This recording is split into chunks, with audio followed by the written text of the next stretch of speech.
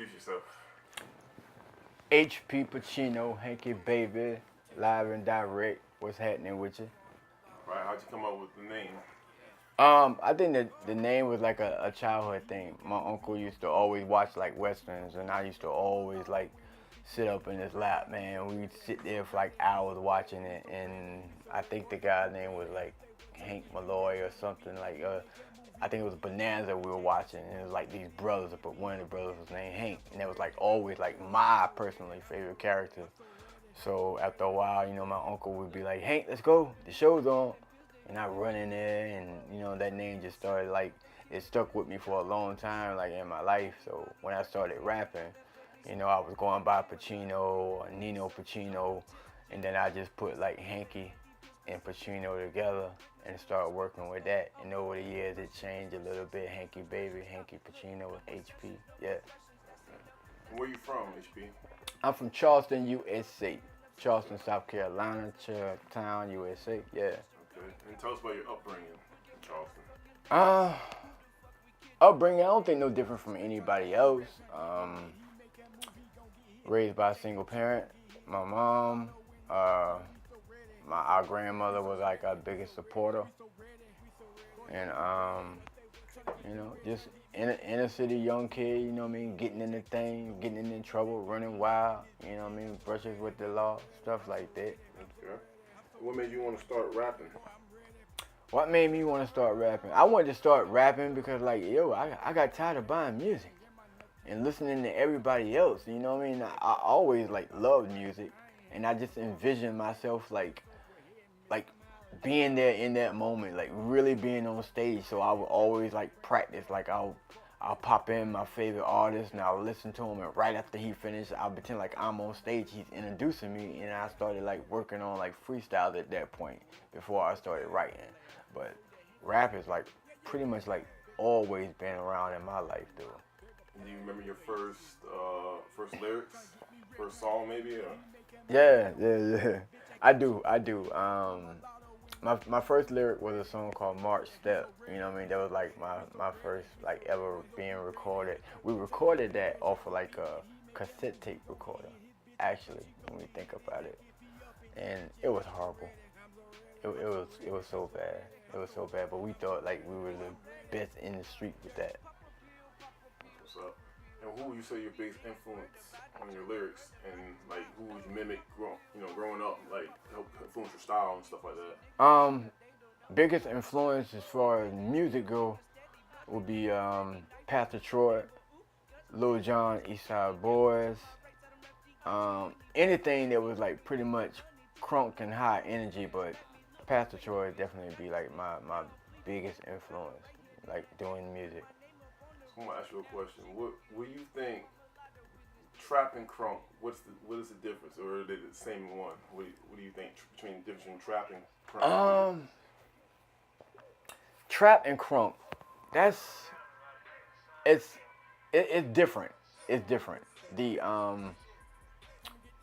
crunk has more energy. It's more aggressive, and it's geared toward like a party type atmosphere. As far as like trap music is what it is. You know what I mean? You got a bunch of damn dope boys.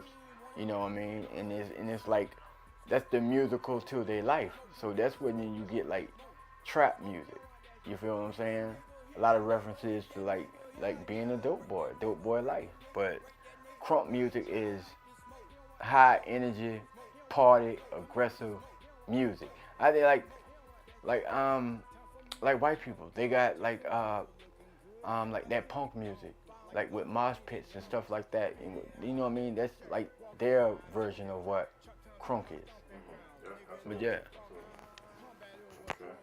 And what do you say the current state of hip hop or rap music is right now? Alright, well, we're gonna stop there right there. You know what I mean? Like if you're talking to me about music, I don't like say like hip hop because I rap. You see what I'm saying? I don't like hip hop. Hip hop is all about gimmicks and uh, some flash or something like that. It doesn't focus on the music. Rap music focuses on the music. So first and foremost, that I'm a rapper. Now, as far as this new music is going, I mean, I can't knock it. You know what I mean? Cause like when I was small and the guys that were above us, they didn't understand what our music was anyway. So me being older and in that same like position, like I don't really get this music at all. But I'm not knocking them. I mean, these kids gotta make a living. They gotta eat. So you know what I mean. They gotta do what they do. But I'm not a fan of hip hop music. Okay. No. And where are you currently at now doing music? Um, still working. Always gonna work. Um, I'm about to release my third album, The Warbird 3. That thing is shaping up crazy, crazy. Working with new producers.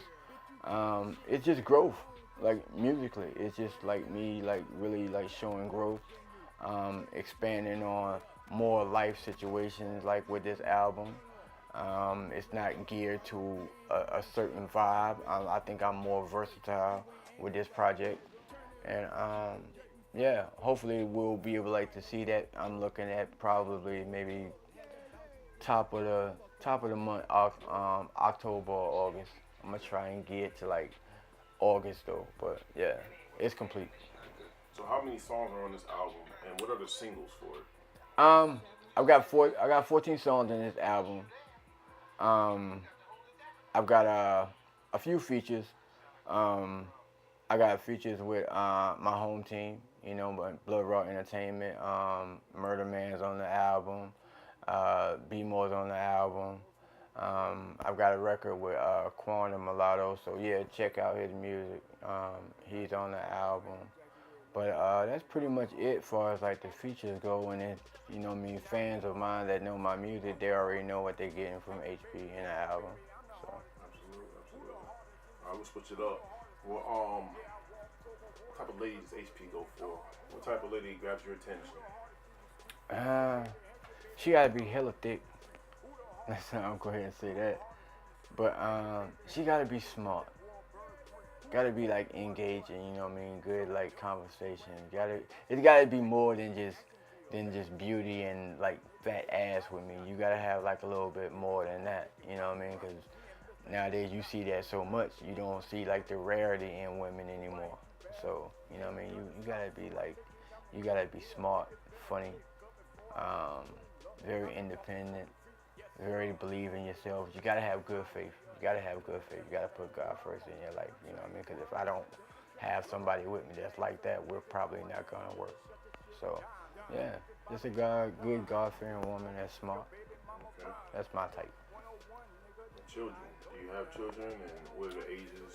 Yeah, I have a boy and a girl. My daughter is 9 and my son is 7. He just turned 7. A matter of fact, and man,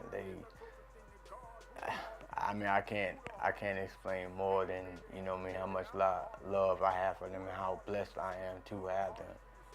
Um, both of my kids have been saved, so I thought that was like the biggest form of maturity and growth as a man to like give your kids back to God, because you know what I mean, it was a blessing to have them anyway. So yeah, I have to. Okay.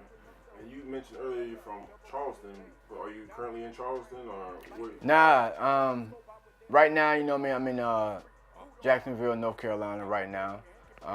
It's not that far from Charleston, so you know I go home and I visit, not as often as I want, but you know I go home and visit. And right now North Carolina is home for me now, so you know what I mean, I'm making the best of it. And this is where I'm taking that music at. You know what I mean, trying to like build up Jacksonville, North Carolina. North Carolina as a whole. Okay. So how do you fit into the Jacksonville scene, and how do you feel about the rap scene in Jacksonville? How I fit in there, oh man. I carve out my own lane. You know what I'm saying? It's like I'm so different than a lot of like MCs that's here. You understand what I'm saying? It's like when I think about Jacksonville music scene and it's like artists, I see some guys that like really have the talent, and then I see like a lot of guys that are very lazy with it. You know what I mean? If you're ever doing anything that you're passionate about, you should put like 120% in it. And a lot of these guys be half-assing with their music. they be half-assing with their production. You know what I mean? Anybody that knows HP, you know what I mean, knows that Blood Raw label, they know we don't have state. They know we come for their damn neck. So, how do I feel about the music scene in Jacksonville? As long as I'm in the mix of the conversation, man, we good in Jacksonville, homie. Now, do you feel your work ethic is stronger than the rest? You feel like you were more consistent? Man, of course, like anybody gonna be like biased to like their self and say, oh yeah, I'm the best, I'm the hardest working. But when I say it, I really mean it. Look, yeah, I started this thing out not too long ago when I started like working on the Warbird album. You understand what I'm talking about? So within like 2 months, I done cranked out like 3 videos. You understand what I'm saying? Every last one of those videos is hot. It's a different vibe between a project from Blood Raw and then a project that everybody else is doing. You see it, you can hear it in the music. And then when you see the videos and you see the visual of it, I'm not just like throwing something together. I'm really trying to build Jacksonville up. You see what I'm saying? I'm really trying to like carry the flag for this town because I've seen everybody else and I've seen what everybody else is doing and it's weak to me. I'm always going to be competitive. I'm not going to stop being competitive. I'm just not going to stop doing it. I'm not going to stop doing it. So when I think about Jacksonville music scene, there's a few guys that I have that's nice that I like. I like that whole CCLB camp. Fat shouts out the Peanut, Free My Homie when he come home. S. Case, very good lyricist. I like some of his work. But that don't mean that I won't jump on any one of those dudes, man, to show my dominance with this music. That don't mean nothing. I can work with anybody. But first and foremost, man, you better come right, man. You know, because I'm not playing when it comes to music. I put my heart and my passion and my money and everything into this, man. So I won't be denied when I want to talk about like being the best in Jacksonville. Man, you're looking at the best. Is there a way you can still have unity but be competitive? You think that's possible in the scene? If you can have unity and still be competitive, that doesn't even make sense to me. It doesn't even sound like it would fit. You can't have unity and be competitive. Cause like when you're being competitive, you're going as an act of like. When I say unity, meaning at the end of the day, yes, y'all competitive, but at the end of the day, y'all still part of the North Carolina scene together as a group. Even though you are going at each other, at the end of the day, you're still one. You're still part of the North Carolina rap scene. That's what I mean when I say unity. Okay, and the race is like trying to be dominant and being the best. I don't feel there's no room for unity. I think everybody can get along if everybody would have like the presence of mind to like, okay, let's look at a bigger picture here. Let's like put like selfishness aside and let's like try to really work like and build like for Jacksonville, for North Carolina, for South Carolina as a whole. Absolutely. You know what I mean? There's everywhere that, like California, the West Coast, they have their own sound. East Coast has their own sound. Dirty South has their own sound. Midwest have their own sound. You know what I mean? North Carolina, South Carolina, we're a part of the South, but you haven't heard anything that's like really, really significant to come out since the artists that already been presented. The P.D. Pablos, the J. Coles. They're like the only ones that's doing anything for North Carolina. There's so much talent here. But me personally, I just have the mindset that right now I just have to worry. I have to focus on me. I have to worry and focus about my team. I have to worry and focus about my family and about my craft. So right now, you know what I mean, when I look at the landscape of music, I really don't see no competition. I'm not going to make no way for no competition. I'm going to pound and I'm going to bomb first every time. Well, what do you want your legacy to be when it's all said and done? Oh, man. You know, that's crazy that you asked that because I've never ever thought about like my legacy with music or anything. I have a legacy to try to like live out the best life that God's given me. You know what I mean? But as far as music goes, I want my name to come across like everybody's left the same way that they do a Pac or they do a Big or they do a Jay-Z. The same way. Because I'm not just like doing this for me. When I look at like legacy and what I mean to music, I want to be confident in saying, okay, I got Jacksonville on my back. I got South Carolina on my back. You understand what I'm saying? So that's what I want my legacy to be. That people like understand that. Okay, yeah, Jesus is one of the most talented guys, whether it be North or South. You know what I mean? So yeah. Any last words? Um, I just want to tell like all my fans at HP Pacino, thank you for all your support this year. You can follow me at Instagram at hppacino.com. Follow me at I have a YouTube page. Check that out. Blowout Entertainment HP Pacino. Check that out. Follow me on Twitter HP Pacino. And yeah, soon as just check out like for the videos and stay tuned and stay plugged up to like Quan Mulatto and all his projects. And man, continue to like show love for like local raw talent, man, because we are some of the best that's never been heard or seen. But yeah.